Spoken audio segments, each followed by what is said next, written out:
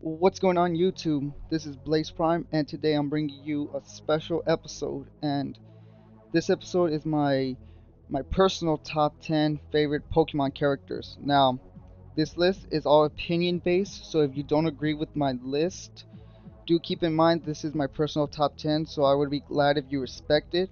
Also, this list will have characters anime from both the anime and the games. So, let's get started. Starting off the number 10 slot is Maylene from Pokemon Diamond, Pearl, and Platinum. Now, why Maylene is low on this list is because she's on this list for all the wrong reasons, and mainly because she has Lucario on her team. But another reason why I like Maylene is because of her design. It's like, for a girl to be like a boxer, she was like the definition of a fighter girl. That's something I liked a lot. But another reason why I like Maylene is because of how she is in the game. Like, when you were making your way to, I think it was Snow Point City, I believe, in Diamond, Pearl, and Platinum, she was going through the entire route of snow barefooted and without a sweater. So that shows you how tough she is. But another reason why she's my favorite is because of how tough of a gym leader she was when I was a kid, because at the time I didn't know Lucario was part steel, so she really pushed my team to the corner. And even in the Diamond region lock, she was slowly destroying my team, and I had to have Swank like just blow up Lucario, sadly. But yeah, Maylene takes the number 10 slot. Picking my number 9 slot was a bit difficult, but I decided to put Clement and Bonnie from the X and Y anime.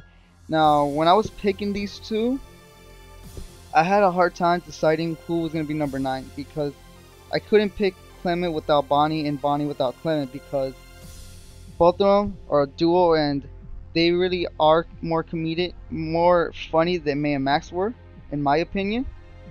And what I like about both of them is that I like how Bonnie always finds a female character and asks them to take care of Clement, and it just embarrasses him.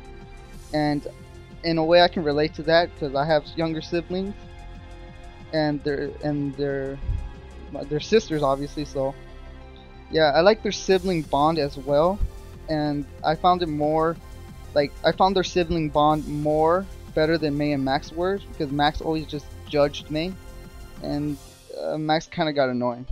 That's just my opinion on it. But yeah, Bonnie and Clement take up number 9. Coming in at number 8 is Team Galactic's leader, Cyrus, from the Diamond and Pearl anime. In the anime, Cyrus didn't play his role as a team leader that much, because like he only appeared in like certain episodes where you had to, like, he was going to capture the Pokemon, which were the Lake Guardians. But like, I found him an interesting character because he tricks everyone to thinking he's such a happy-go person. He has nothing to do with evil. He's just there trying to help people. But in reality, he was actually tricking everyone to achieve his goal, which was create a new world. Now, I found him more interesting, and why he's on this list other than other team members, which is spoilers, is because he achieved his goal as a team leader, which was create a new world. Now, for you guys that have watched the Diamond and Pearl anime, yes, I know that he is either dead or alive, because Dialga and Palkia did trap him in his own world, but we don't know what happened to the outcome of that world. But I found it more better that he deserved to be the best from the anime, because Team Magma and Aqua didn't achieve their goal. Team Plasma didn't achieve their goal, and they were the biggest letdown in the anime. Team Rocket is just out there, and Team Flare hasn't even made an appearance yet, so we don't even know what's going to happen with them yet. But yeah, Cyrus takes up number 8.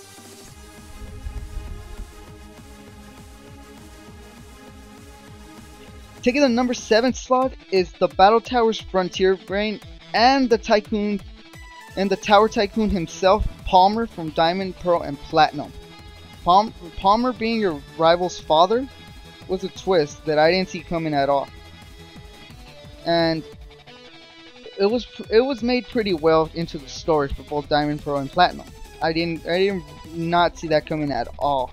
It was really good, and not only that, Palmer's team is nothing but a straight powerhouse team. When you reach your 21st streak in the Battle Tower, Palmer will use the following Pokemon: Dragonite, Milotic, and Rhyperior. Now I know those don't sound too much threatening, but if you were like me and just wanted to use anything but straight power, Palmer had everything to counter it in Diamond and Pearl,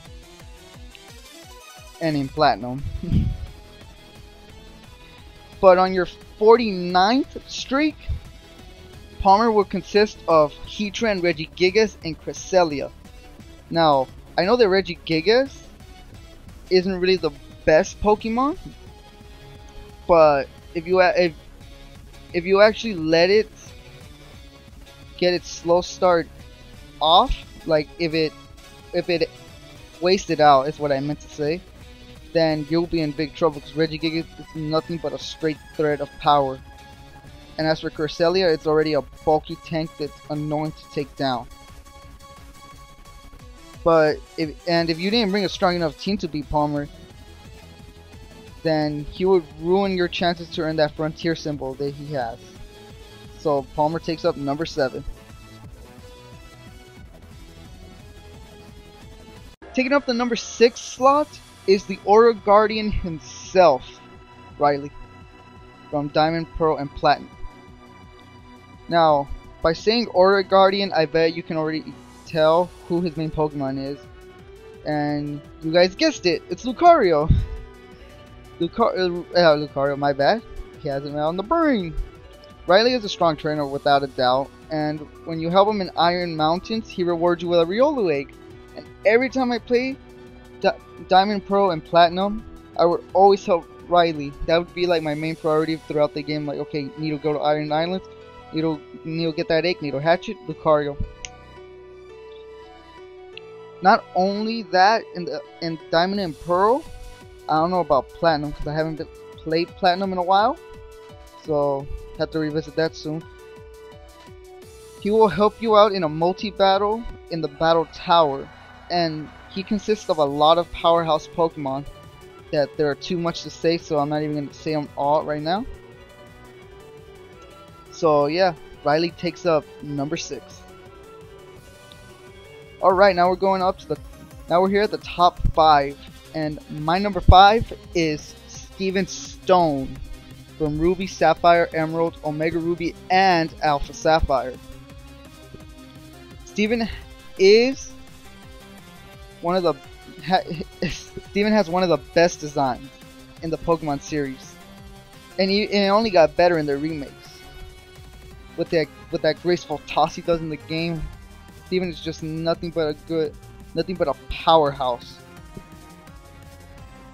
And not only that, Steven was more stronger than Wallace just because of how diverse his team was by fossils and steel types. And it really got on my nerves with that Cradilly. Pretty sure everyone had trouble with that. And he only became more of a threat in the remakes because they gave him Mega Metagross, which is nothing but a straight powerhouse. And Steven Stone takes number 5.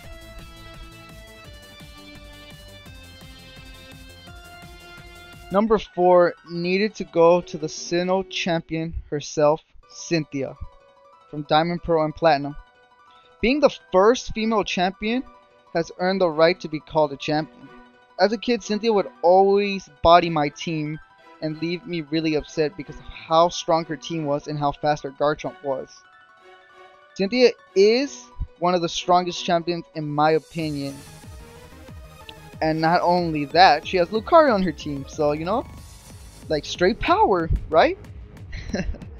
But Cynthia is a really good champion. She literally will just, I'm pretty sure she destroyed everyone who played Diamond, Pearl, and Platinum.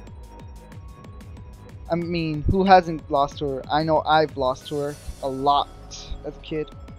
Heck, I even thought I could beat her.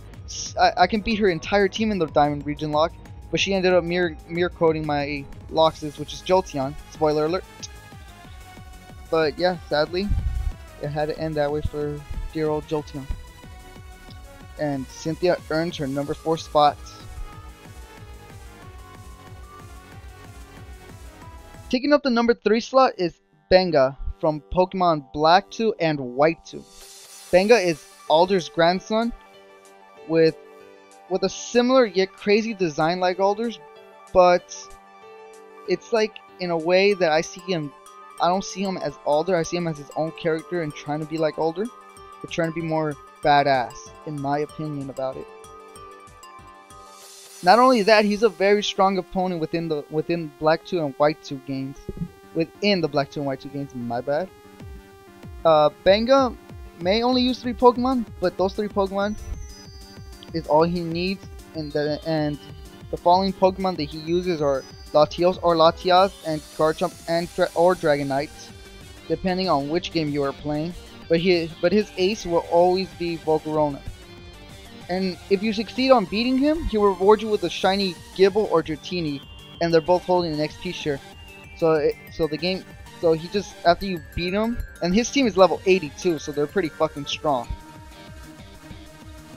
And they're pretty annoying too. But yeah, Bengala takes number 3. At least I hope that I said the name wrong. My bad.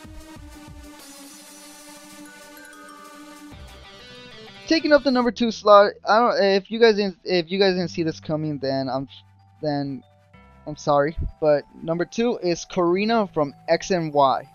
Now, Korrina's design is really well made, and if I saw her first, without seeing her traveling Pokemon, which I won't say now what they are, but most of you guys probably already know, I wouldn't expect her to be a fighting type gym leader at all. I would have thought she was more like a normal type gym leader or something else, or a fire type gym leader. But now Korrina is one of the characters that my friends have had a hard time with because of her lucha. Now, I personally didn't have a problem with her. The only problem I had in X and Y was Seatbelt of the Elite Four.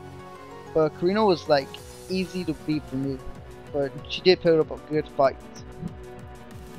And if that wasn't more badass, not only does she have 2 Lucarios, she then gives you one of these Lucarios, and one of them is they're both holding the Mega Stone, which is Lucario Knight. And not only that, she challenges you to a fucking battle with these Lucarios, and you have to go on an all-out Mega Lucario battle. And I thought that was really fucking badass. You get the first experience to Mega Evolve with the Lucario, and to me that was all the experience I really wanted. Oh man, but yeah, Korrina takes up number 2. Okay, now before I reveal my number 1 slot, I'd like to give out a few honorable mentions to some, and that would be Ash from the anime, Serena from both the X and Y game and X and Y anime, and Red.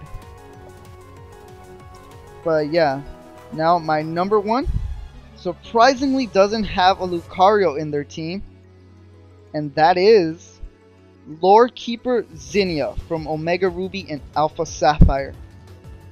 Zinnia is such a fucking badass in the Delta episode. Like, where do I begin?